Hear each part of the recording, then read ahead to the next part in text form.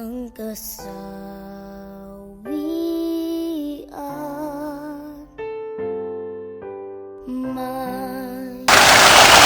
Ano ba yan, Vin? Ba't ang taba-taba mo na?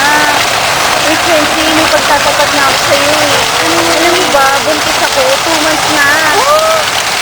Ba't ka nagpaano? Hindi ko alam, ba't gano'n na nangyari? Ano ba yan?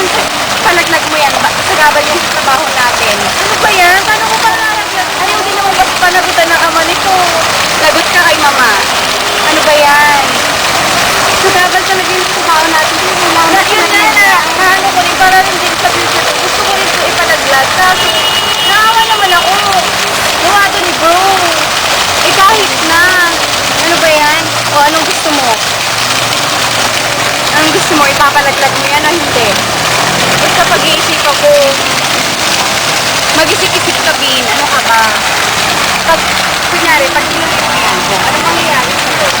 Sino magpapakain dyan? Ano ka ba? Wala kang pagkukunan ng ano mo. Ano ba to? Wala na nga kaming pera. Paano ko gagawin to? Ayaw pa panagutan ng tatay nito. Wala na kaming pera. Dapat palaglag ka na! Dapat palaglag ka na! Ikaw talaga ng anak mo, Hindi ko alam kung anong gagawin ko. Pero gusto ko na talaga siya ipalaglag. Dahil nga, namumblema na ako. Wala akong pagpapakain dito. Ayaw masagutan ng magiging ama nito. Nananap ka kay bro. Sino si bro?